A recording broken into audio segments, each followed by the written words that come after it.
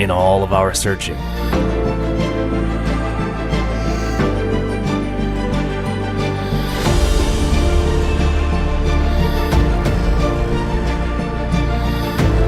in all this vastness,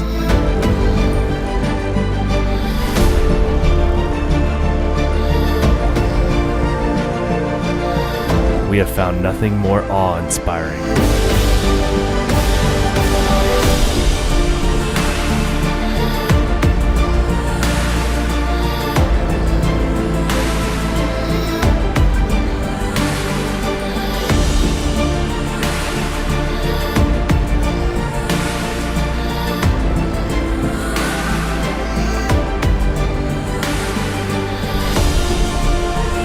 than life here on Earth.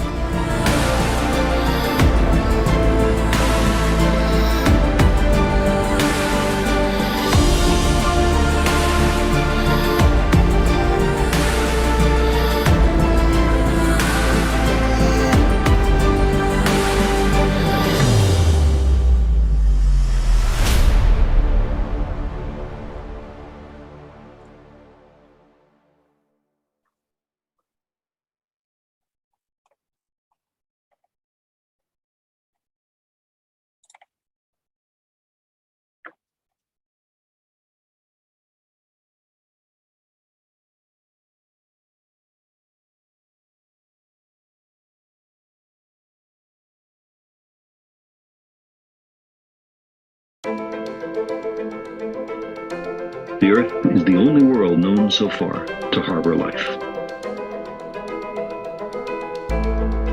There is nowhere else, at least in the near future, to which our species could migrate.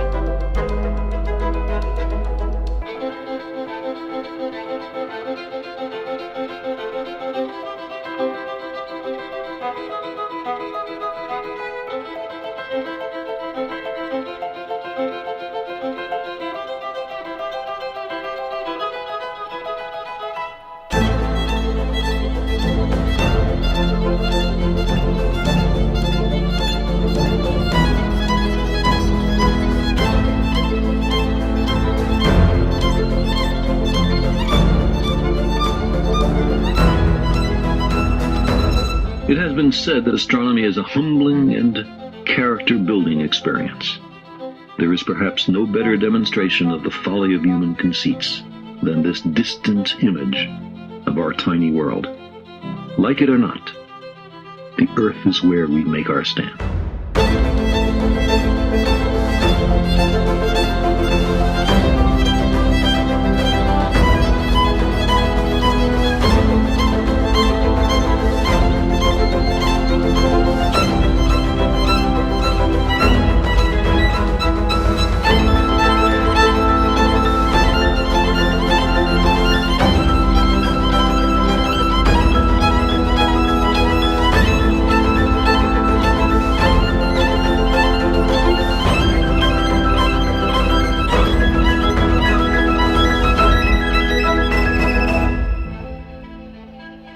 It underscores our responsibility to deal more kindly with one another and to preserve and cherish the pale blue dot, the only home we've ever known.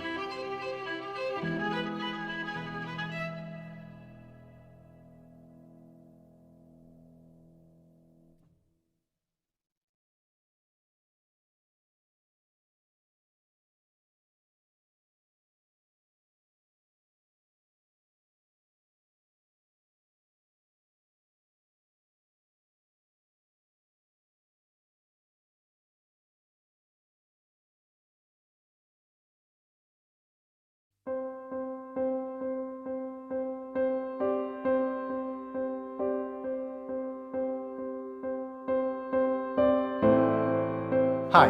Namaste. Bonjour. Hola. Hello. Namaskar. G'day. We are a group of astronomers and we have an urgent message to share. The world is on fire, literally. The climate crisis will only get worse if we don't stop burning fossil fuels. if we don't stop. Burning fossil fuels. We are the first generation to experience significant impacts of the climate crisis. Possibly the last one that can still make a difference. and the last one that can stop climate breakdown. that can still stop Climate breakdown.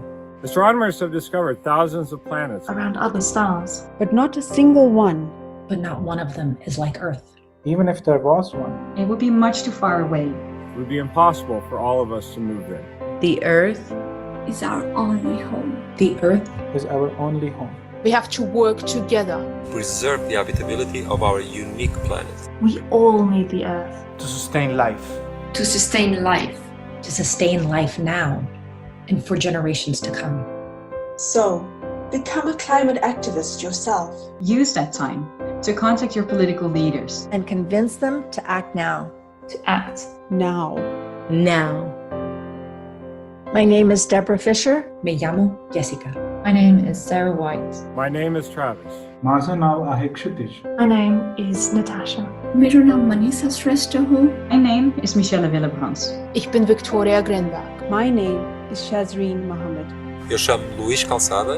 My name is Imani Murray Ware. Je m'appelle Faustine Cantalou. Mi nombre es Diego Mardones. My name is Antonio Alas. We are astronomers for planet Earth.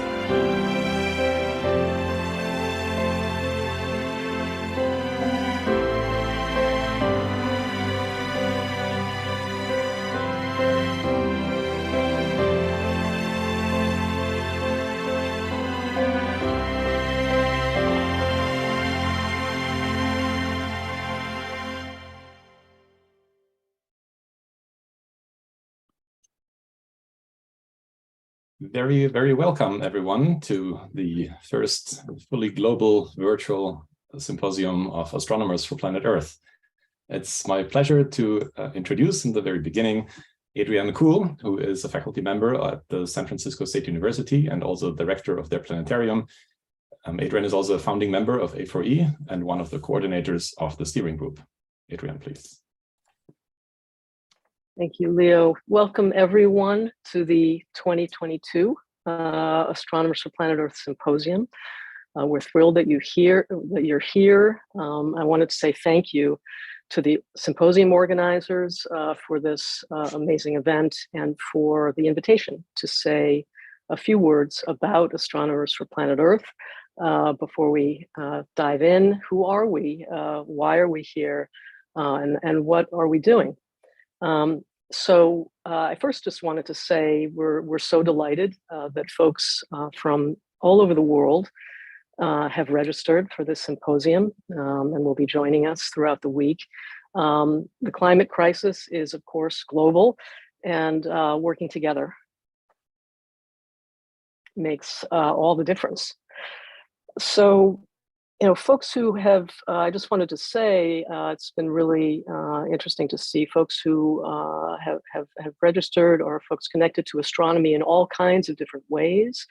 And we've students and educators, undergraduates, graduate students, postdocs, amateur astronomers, professional astronomers, outreach specialists, science writers, high school teachers, students, observatory staff, many, many people connected to astronomy in all kinds of different ways have registered for this event. So it should be a really, really interesting week.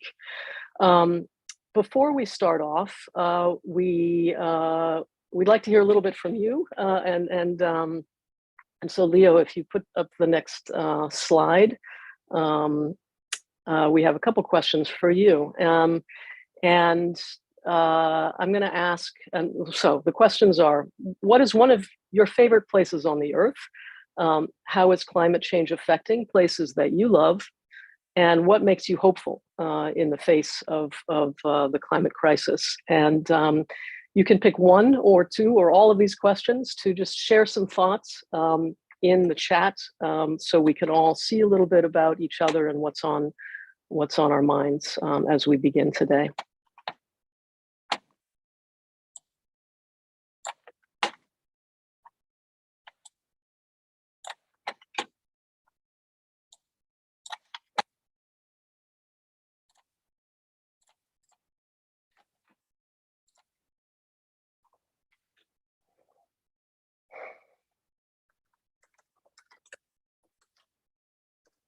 And I'll ask people to share any thoughts you have just in the chat.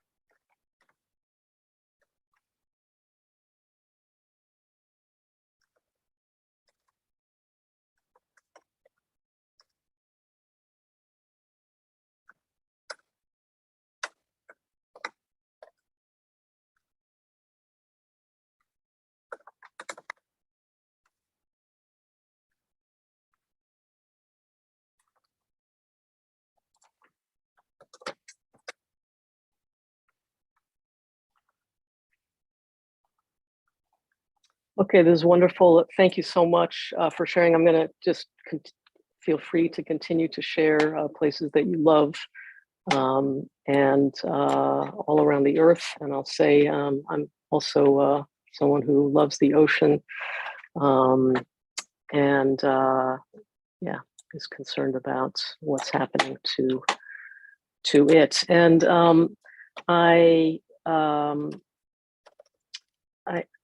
yeah. And so, yeah, so it's lovely to see people from all over talking about different places around the earth that matter to you and to them and to all of us. Okay, Leo, can you take us to the next slide? So I wanted to say just a little bit about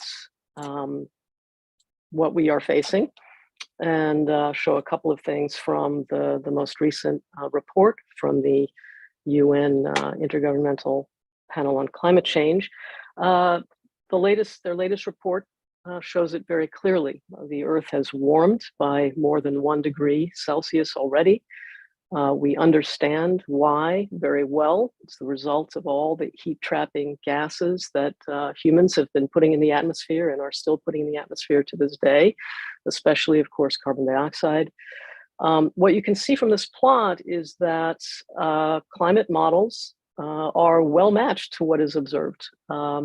We can have confidence that we understand what is happening and that we can make projections into the future. Leo, if you show the next slide. So here are projections from this latest IPCC report showing 5 different scenarios using these models.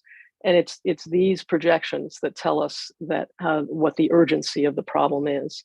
That if we're going to limit warming to hopefully less than 1.5 degrees C, and certainly not much more than that, we need to act very, very quickly.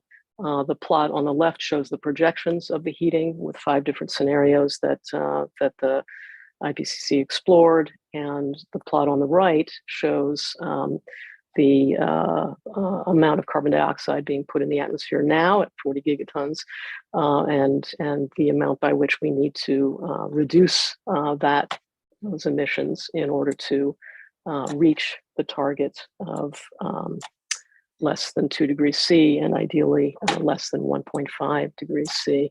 So the problem is urgent, and we understand that very well. And I think that's a lot of why many of us are here. Now, Leo, if you'll show the next slide. Of course, it's not the warming per se, that's quite the issue. It's that the warming produces so many adverse effects. The increasing frequency of severe droughts, storms. Can you advance this, Leo? The next slide. Huge storms that are created or amplified by the warming, flooding all around the world, fires that are much more severe than in the past and much more frequent, the acidification of the oceans and the consequent effects on marine life and fisheries, and of course, sea level rise, threatening the existence of many nations.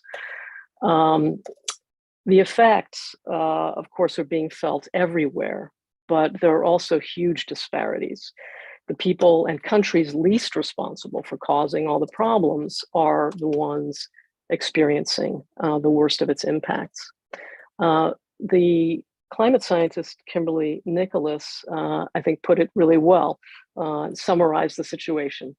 The Earth is warming, it's us, we're sure, it's bad, but, next slide, Leo. But we can fix it, and I think that's the crucial point. This is a solvable problem. Solutions do exist, but they need to be implemented and implemented quickly. And so, Leo, if you go to the next slide, it's an interesting kind of a problem because there is no unique solution. There's no silver bullet.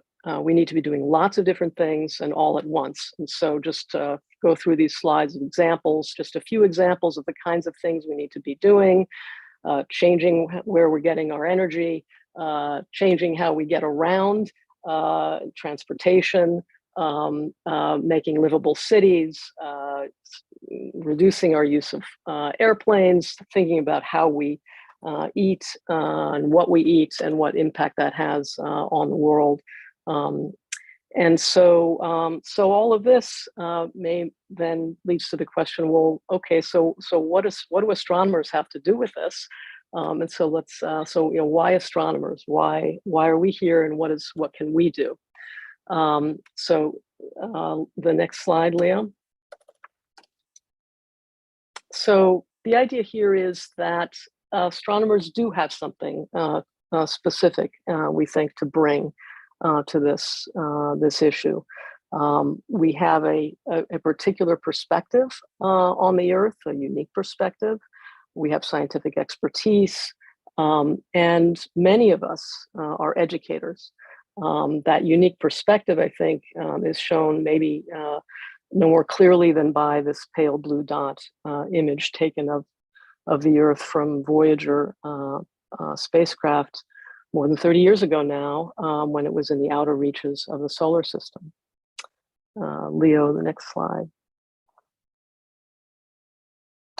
And as I said, and of course, we're scientists, and so we're not climate scientists, but the type of modeling that's done to understand the climate is not unfamiliar to us. And of course, astronomers also have discovered thousands of planets around other stars. And we're learning so much about our own solar system, putting our own planet in context.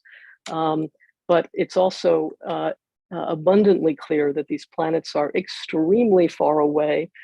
They are not in themselves a solution to the problem we face on the Earth.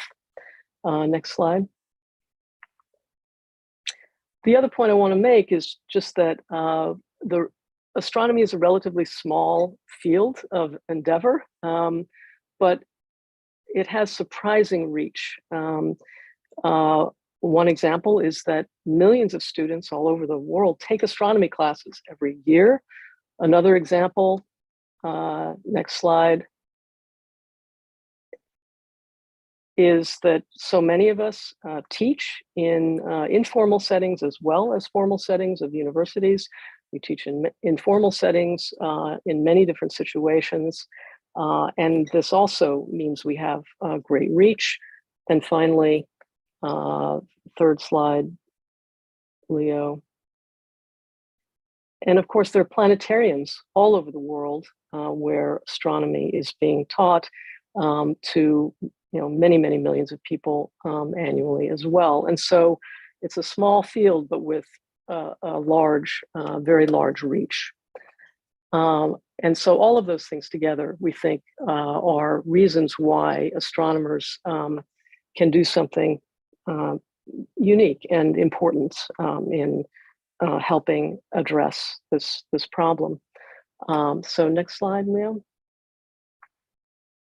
And so who are Astronomers for Planet Earth, and what is this organization? So it's an organization that came together about 3 years ago, has grown to about 1,700 members from all over the world, more than 70 countries. And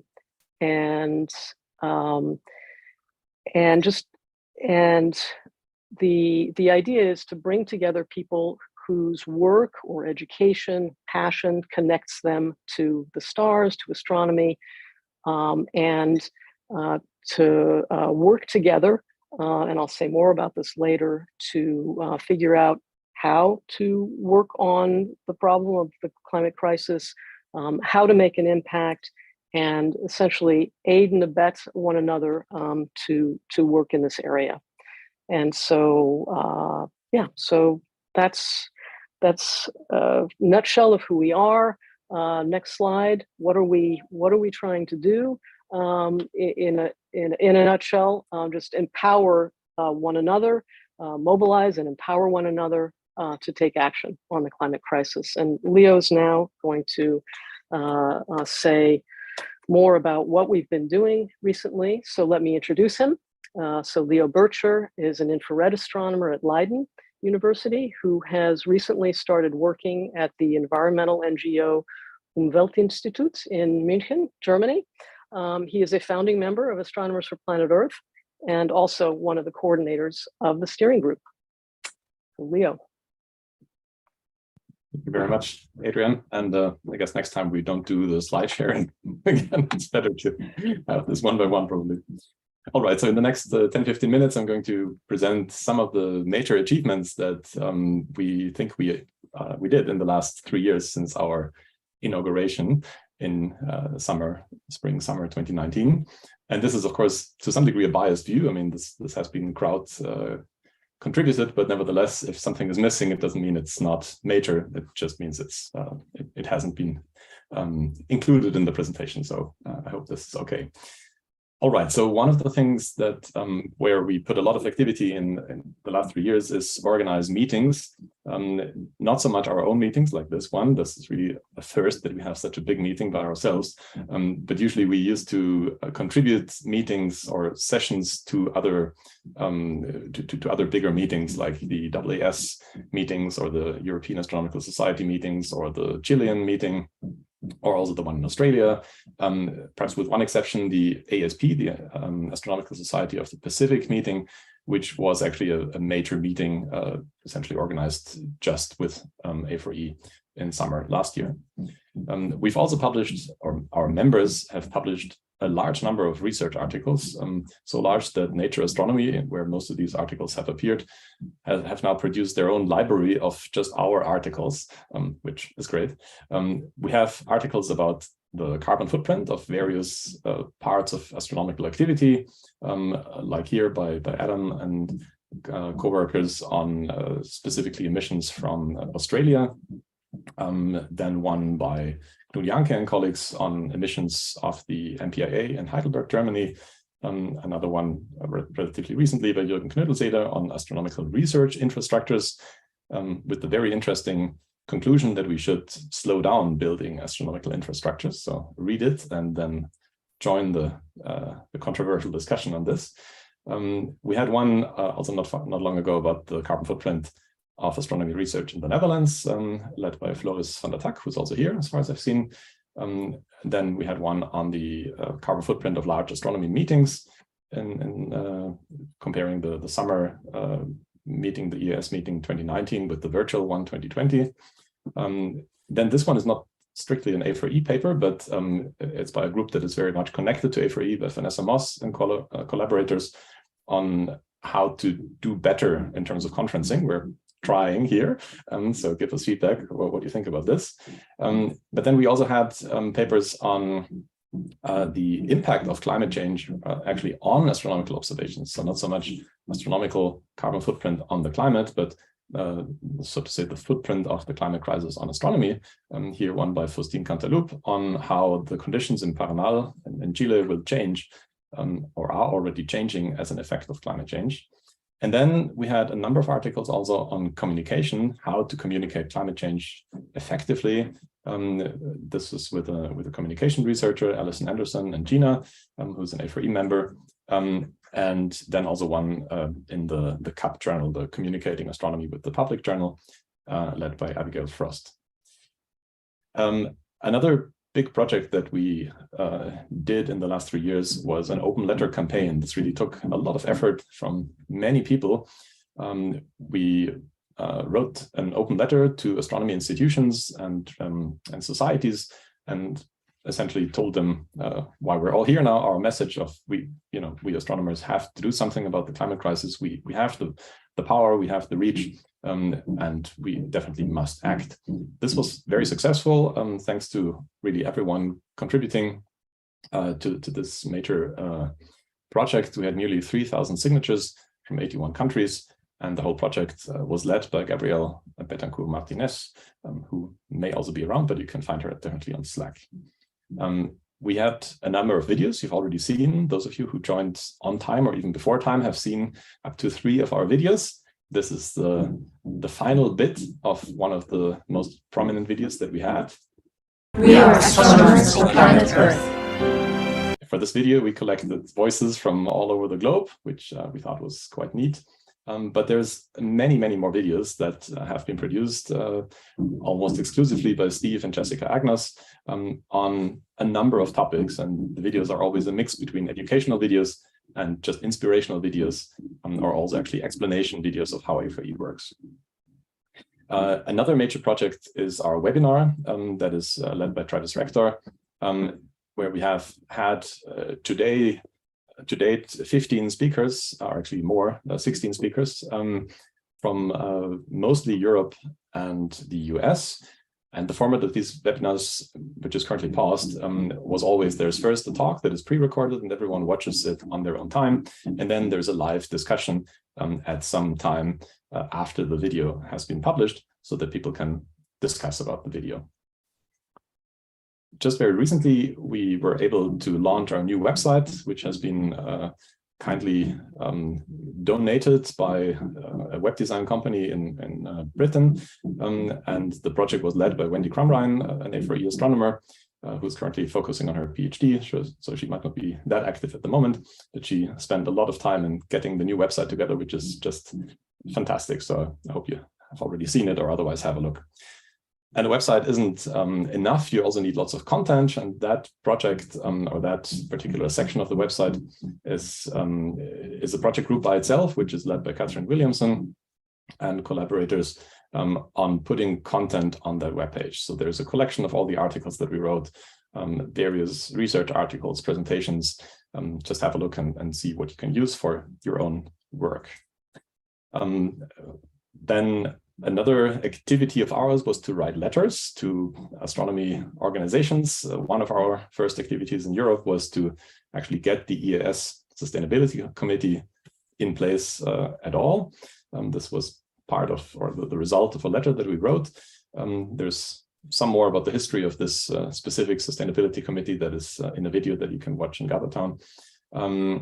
Then we tried to organize a fully virtual IAU General Assembly in 2027. It wasn't granted to us, but nevertheless, we tried and we wrote a pretty decent proposal, I think.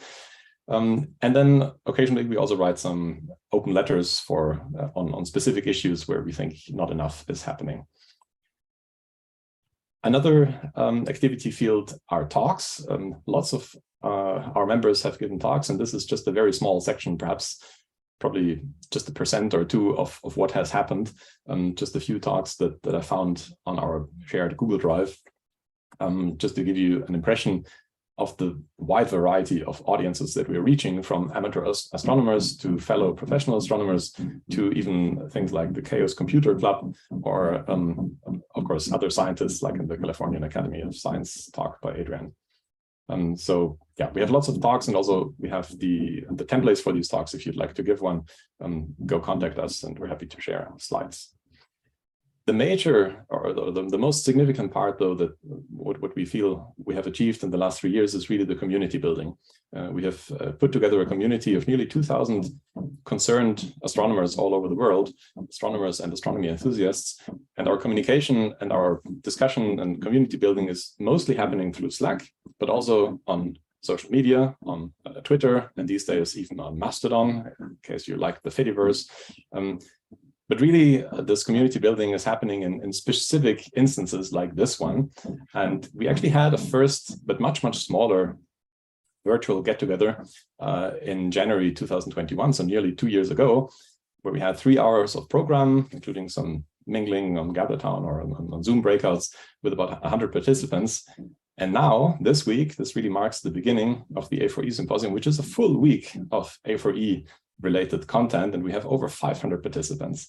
And this is a major achievement that would not have been possible without the fantastic group that's organizing the symposium, which is led by Sarah Wagner, who's going to say a few words, and her amazing colleagues. So let me introduce you, and please give a hand, a virtual one if you can, to Sarah, who is a PhD student in Würzburg, Germany, and studies the variability of blazars. But she has really been super active, extremely involved in leading very, very well and being on top of everything and being the main organizer of this A4E Symposium this week. So Sarah, please. Yeah, thank you very much, Leo, and thanks everyone for attending. I'm super excited that it's finally taking place. As you all know, it's very hard to organize something like this globally, so it's hard to connect everyone at a certain time, but with this being available on YouTube afterwards, and with the other events that will take place on the symposium, we really hope to get a lot of people involved and get the conversation going. Of course, something like this cannot be set up, made by just one person, so we have a fantastic team, and I'm super thankful to all of them. They dedicated their time and energy to make this happen, and it's been a real pleasure to work with everyone. So we have this 2 slides of people that contributed on this first slide, people that have been really super active, attended a lot of the meetings and everything and helped, and then also more people on the second slide. So they didn't all fit onto one slide very well, so I don't know if Leo just wants to go back and forth or so, but yeah, there's a second one. Yeah, so thanks to all of the people here. I don't really want to read out all the names. You can read them yourself, and ideally you can try to get in touch with all those people and maybe chat with them. Now I think we have a little bit on the screen that is gray. I don't know. Maybe we can, yes, now it's better, thank you. So just try, maybe you can remember and see, chat with them, ask them how it went, how they feel about the symposium, and really feel free to get in touch with all of us. I just wanted to say a few words of how we made the symposium happen. So on the 1st of July, there was a first happening this year, a first meeting where we all got together and planned roughly. And then from the 3rd of August on, we had weekly meetings where we planned all this, organized, stressed out in some meetings, were more just chit-chatting in some meetings. You know how it goes. But at the end of the day, really made a lot of progress and put together a lot of work to make this happen. We had one meeting at an earlier time slot so that Oceania and Europe could join, and then at a later time slot the other week so that the Americas and Europe could discuss and meet together to get together. So this way we really tried to involve everyone around the globe, make sure everyone could participate if they wanted to, and this really paid off because we have a really big and diverse team. So thank you very much. So this was basically the organization, the background, like the website, everything you can see. But then for the content and all the fantastic contributions that we had in the end, we also ignited a science organizing committee that was led by Beatriz Mingo. So I welcome her to speak a few words and say something about how that went, and just wanted to thank her again for stepping up and taking this over, because otherwise, if we would have any contributions, they would be much less. So thank you very much for all the help and support you gave. Thank you, Sarah. I honestly, this couldn't have happened without you, but also without the help of all these other people who have been involved in the organization in different degrees, as you said. When we started discussing how we wanted to organize the science side of the meeting, we knew we wanted to showcase some of the recent work that has been happening. So in the past few years, in some ways triggered by the pandemic, there has been a lot of work on various aspects of sustainability linked to astronomy, which is really helpful. I think it's something very positive that has been brought on by something very, very negative like the pandemic. So we wanted to showcase some of these very important work, but we also wanted to show work that was representative of the breadth of the diversity and the international reach of our community. So we have tried to make, to invite people who come from a variety of backgrounds and who have done a variety of work. I think in terms of showcasing the work between the invited and the contributed talks, we have mostly managed to show what's up there. In terms of diversity, perhaps we're falling a bit short. So this is where we want to ask everyone to help us. This is something that we can definitely improve going forward. As a community, we need to showcase there's more people that have been putting together contributions and have been pushing forward this work, and we need your help to find it and showcase it and bring it to the light. So I think for future editions of these and other meetings that we might have, we need all of you to help drive this forward as a community. So this is also thanks to all of you. Yeah, thank you very much, Beatrice. I definitely want to second that. So just from the experience we've all gained in how this all went, I would definitely like to strongly encourage you to just be active on Slack. I know it can be a little bit overwhelming and confusing at first, or in between, or in the end. I don't know, it's confusing overall. I think it can be a lot of messages. But whenever someone needs help or there's important things that need to be done, we usually reach out on Slack. So if you have an eye open there and can commit some of your time and energy, that's a perfect way to help and get involved. But there will be a whole session on how to get involved and help A4E on Wednesday, which I'm definitely looking forward to. And at the end of this opening session, we'll look again at what exactly is now planned for the symposium, what will happen throughout the week. So we will revisit that. And before we do that, though, I want to give it back to Leo to really make the most of this time that we spend together here in Zoom. So yeah, back to you, Leo. Okay, thanks a lot, Sarah and Beatrice. So the next parts here in the symposium is that we're going to have 2 times 10 minutes breakout sessions in Zoom, where we're going to mix you together randomly with other A4E interested people in small rooms of 4 to 5 people, so everyone can get to know a few people.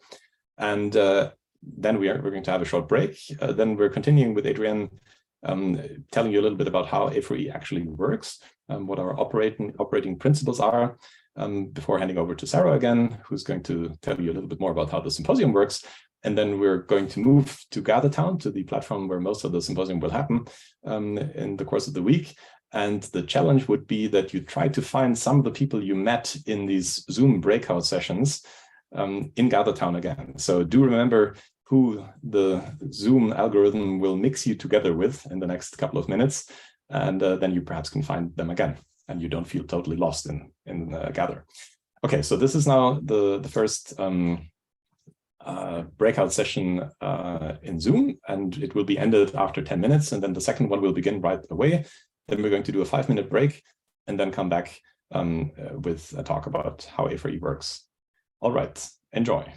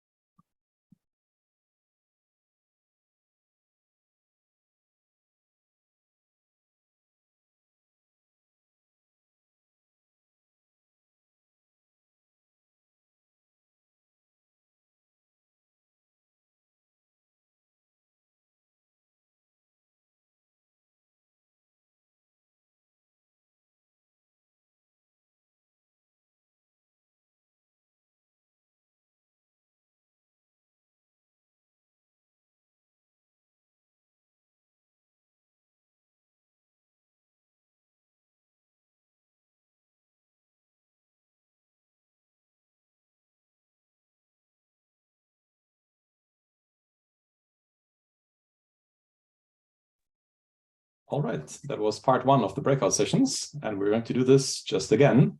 It seems to have worked. So brace yourself, you're going to be sent to a breakout room.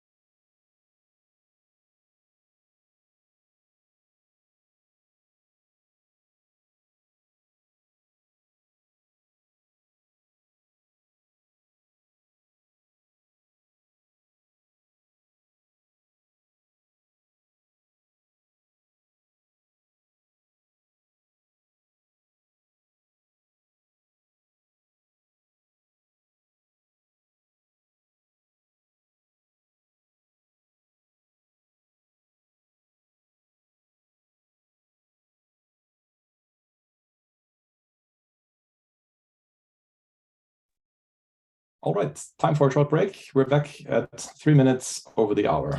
See you in a moment.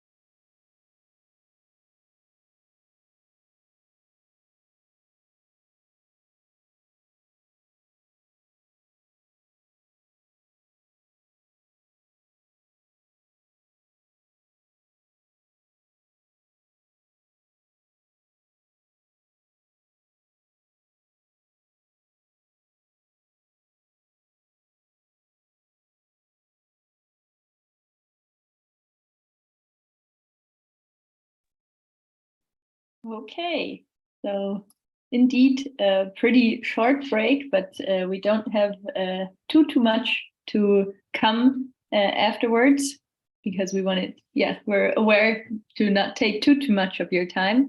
But I'm very excited for the next talk, which will be given by Adrian on how A4E works.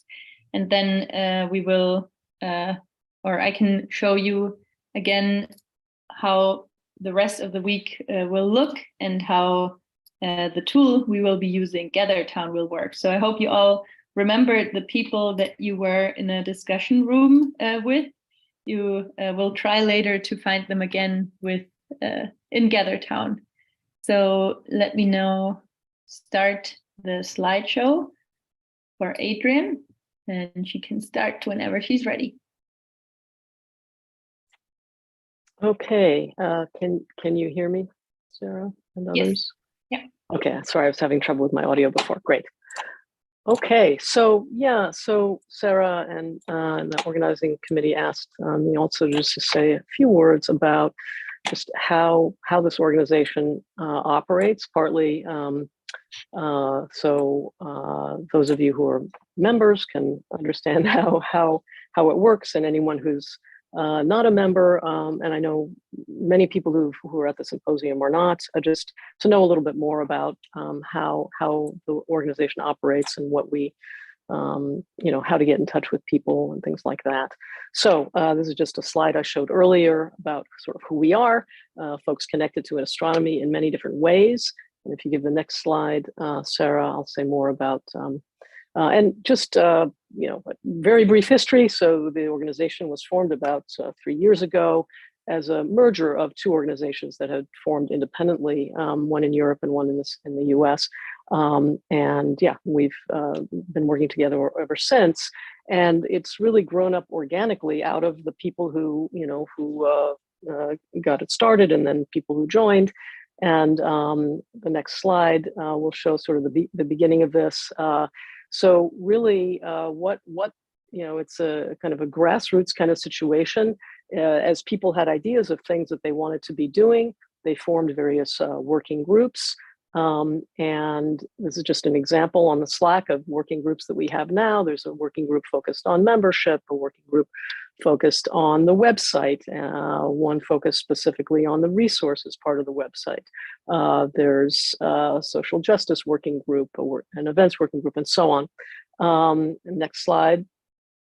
And then as people had ideas for particular projects, and this distinguishing projects here from working groups as sort of things that have a finite duration, as people came up with ideas for projects, they started doing those, and then we put Slack channels together to communicate about them. And of course, the symposium is a prime example of such a project, but there have been many different projects, the Open Letter last year, and several other ongoing projects as well. Next slide. In addition, there are several groups who have formed regional groups that are meeting independently and doing work and focusing on things in their own areas. And so again, this is just folks who are members who said, this is what I want to do, and started doing it. And then there are Slack channels where communications about what's going on in those groups is happening.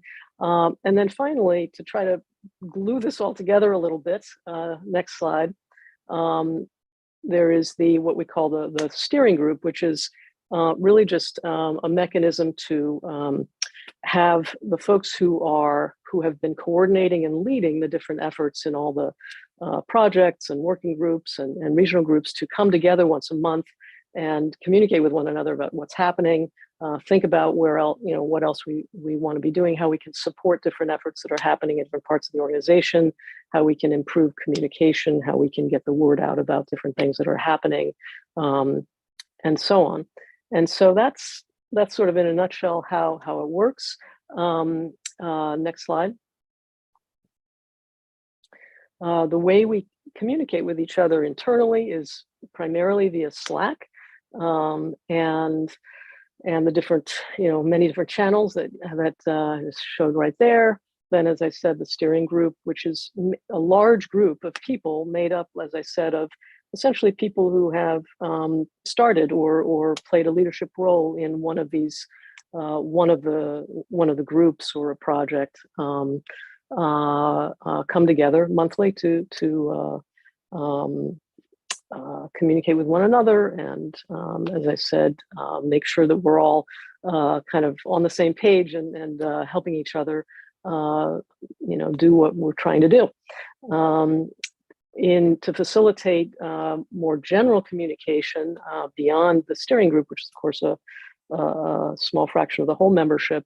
We also have a newsletter and there's a newsletter working group as well, and that is meant to communicate with the whole membership, and does communicate with the whole membership, and summarizes kind of what's been happening over the last month or two, whatever the interval is, of the newsletter.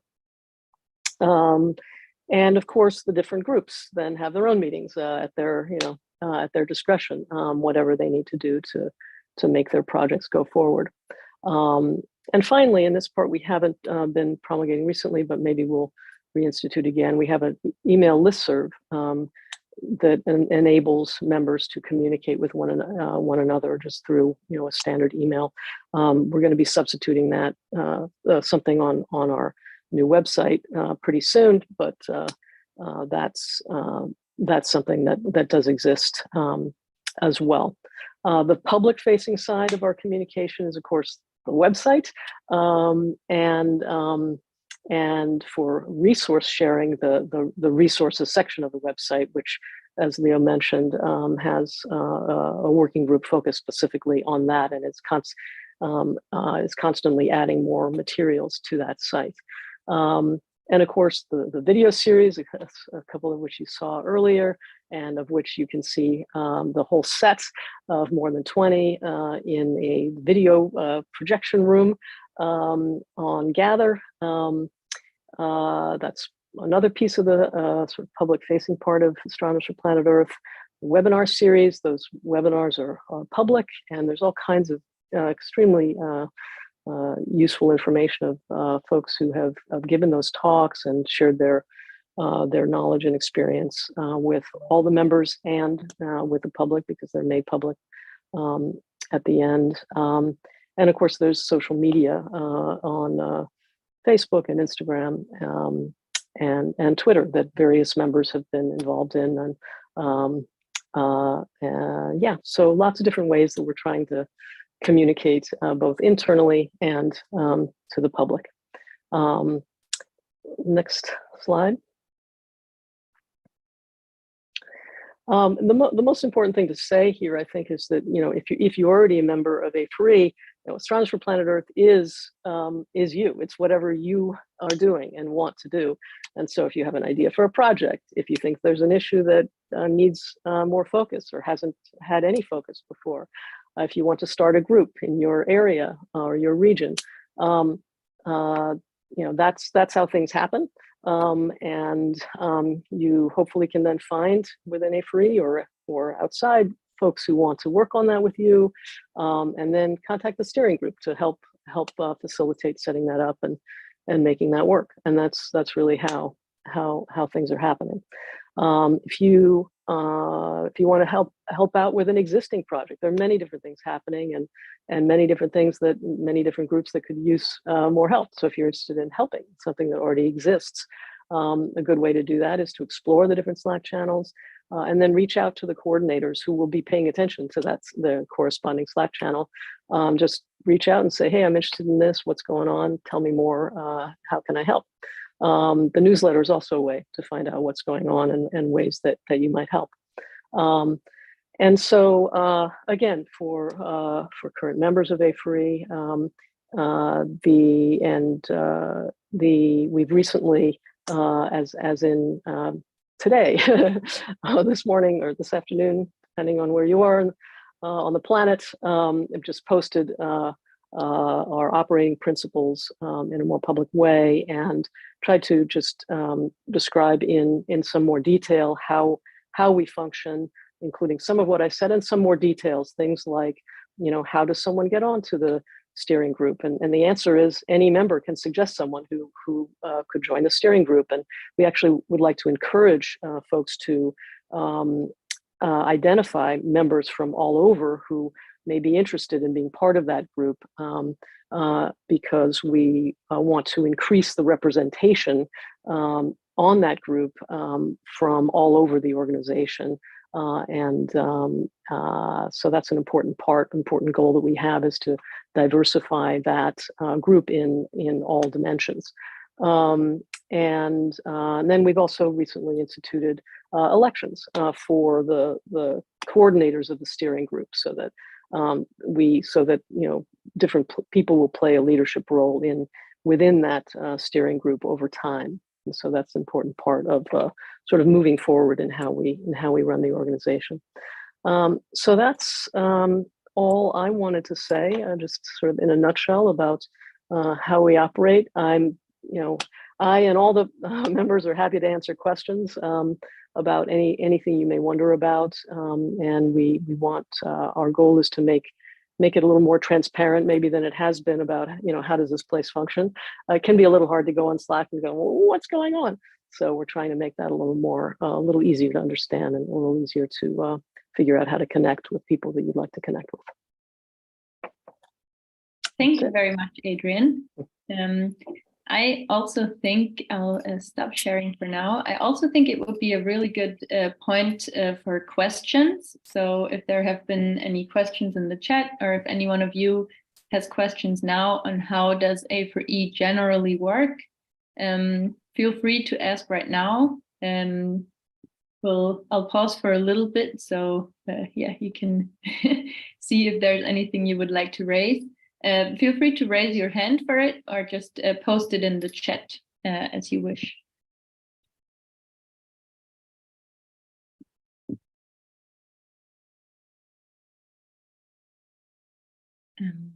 Ram, yes. Hi everyone. Thanks. It's been cool so far to just follow along, and I'm on the newsletter, so generally, keep tabs on what's happening. But I have to say, Slack has been really hard for me to use. I don't normally use it for work or anything else, so whenever I go on Slack, it's very overwhelming. I was wondering if there's possibly some way of onboarding new members. I know that's a lot of work, but perhaps some group of volunteers who can help to slowly integrate new members into the system. I'd love to respond to that, Sarah. Yes, thank you for this suggestion. So absolutely, I'm with you completely on this. I think many of us find Slack quite overwhelming. And one of the things the membership working group has been wanting to do is exactly what you're describing. And actually you'll see that there's only 2 people right now on the membership working group. It's me and a former San Francisco State student, Sarah Deveni. There's been a few more people at other times, but anyway, right now it's 2 of us. And so it would be so much better if we had a mechanism for onboarding, people and helping people connect with things. And so if there are people interested in joining the working group and figuring out how to do that, and with only 2 of us, we've just been doing the basics of, and we've made a little video about what the basics are and what we're hoping, but also, I think if other people joined and had ideas, that's what we would do, because I think all of you have ideas about how to make it work, having been through, experienced it. So thank you for that suggestion. It's excellent. Yes, thank you very much. Then I see some more questions in the chat. Maybe for Gather Town we can get to in a little bit. And then for more involvement, there will be a dedicated discussion on Wednesday.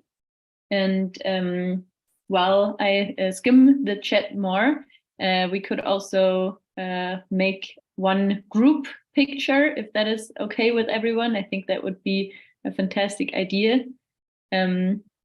maybe just before we get to Adrian, everyone could turn on their videos, and I don't know, someone will take some screenshots. Anyone volunteering?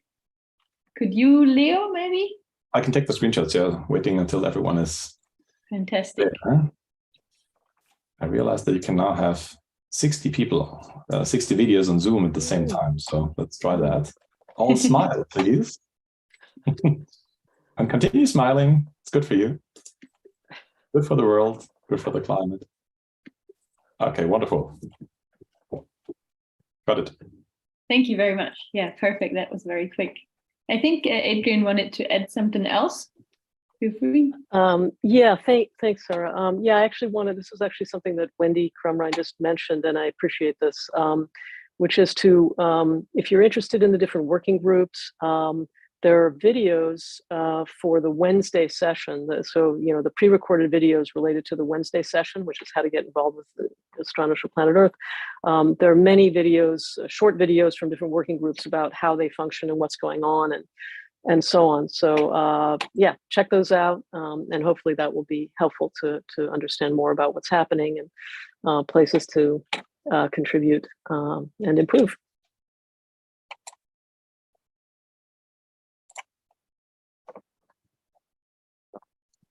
Okay, one more question is, how is A4E interfacing or collaborating with climate researchers? So for example, for outreach, education, and so on. Leo. Yeah, I can say a few things about this. So thanks, Gijs, for the question. So far, the interface has worked in the symposiums or the sessions that we've organized with the EAS, for example, where we did have climate scientists speak as well, and then we had discussions there. But also individual members have had projects with climate scientists, most notably Faustine Canteloup, who also had a paper on the changing climate on Paranal. And she is currently working on a project together with climate scientists in Heidelberg, as far as I know, on elaborating on that idea. There is no, although we do have a steering group with 40 people or so, there is not really so much steering happening in the sense that we direct people of what they should do. It's really whoever wants to do something does something. And we try to do some coordination, mostly in order to help those who are looking for some resource to find it, or the people who want to work on the same thing find themselves. That's mostly what we do in the steering group. And otherwise, this is really a grassroots organization without hierarchy, without management or so much. I mean, it's all self-organized. And everyone is welcome to contribute to the self-organization.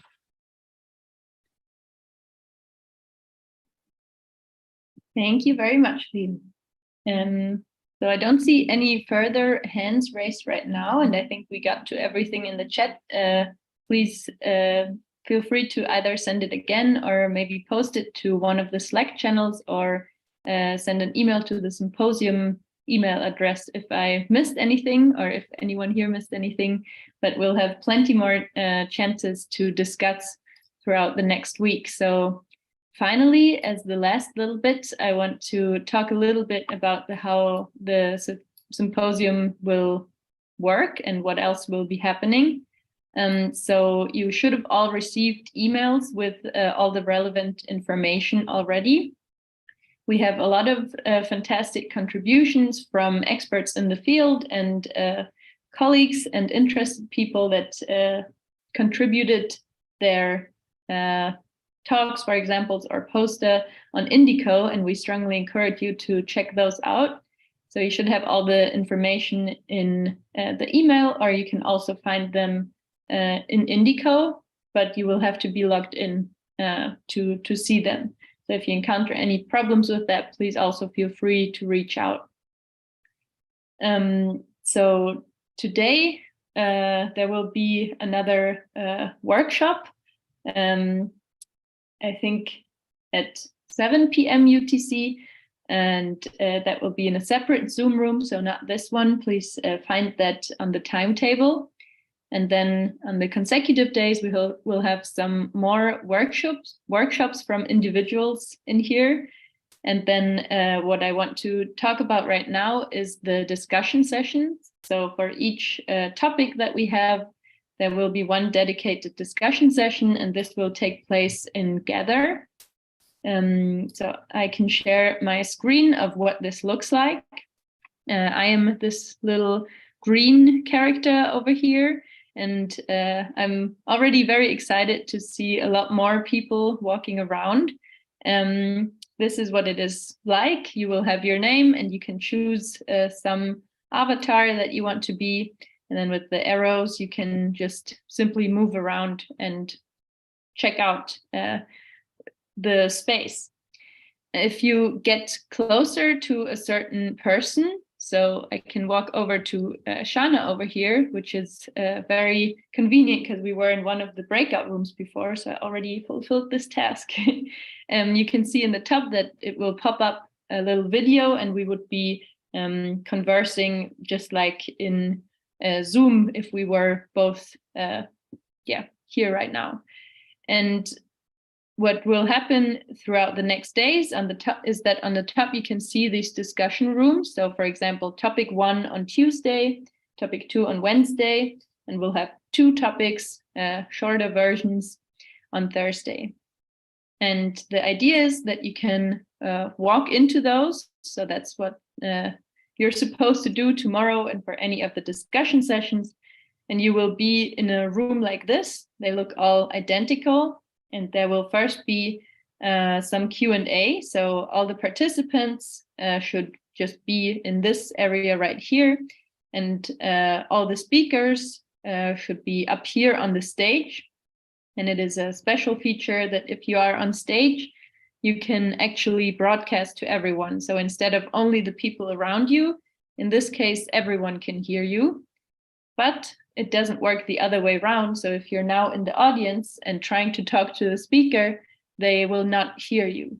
So in order to ask your questions, you could, for example, raise your hand like this, or you could post your question in the chat down here. So if you open this up to the room, you can type your question here. And then send it, and the whole room can see it. And yeah, that's how we will have the Q&A. After the Q&A, we'll have smaller breakouts, just like today, but with discussing certain topics and content. And for this, we will go into these smaller rooms. This, for example, is room 5. And you'll have a team. However many people join a given discussion session, we'll have small groups here discussing topics related to the content and discuss a lot of the important questions of what is the best thing A4E can do, how can individuals get involved, what is the most important steps to be taken. So this is really where you can have an impact on this symposium and where you can determine how the outcomes will be. And yeah, I'm looking forward to this and to working with all of you together to make astronomy more sustainable. I think that explains basically all of this. It does take a little bit maybe to get used to. So here in the bottom, you can see you can mute yourself, switch on and off your video, just like you're used to. And I see a lot of people in here already. The people that have a virtual organizing committee or moderators behind them are organizers. So please, if you have any questions, feel free to reach out to them, try to make your way to them. For example, if you go into participants, you can also find them like this. And then you could even try to walk to them with these functions. So if there are any more questions, I will stay in this Zoom room for now. And for all of the rest, I strongly encourage you to switch over to this Gather Town now. I will copy the link into the Zoom. If you do end up unmuting yourself there, it might be easier to just be either in Gather or in Zoom, but people will be on either platform and helping you. Before we all transition, I would just like to officially close the opening session, so there will be no more other talks or content. I would just leave an open end to this exploration and gather, and everyone can try it out. And then, as mentioned, in a little bit, 7 p.m. UTC, there will be one more workshop today.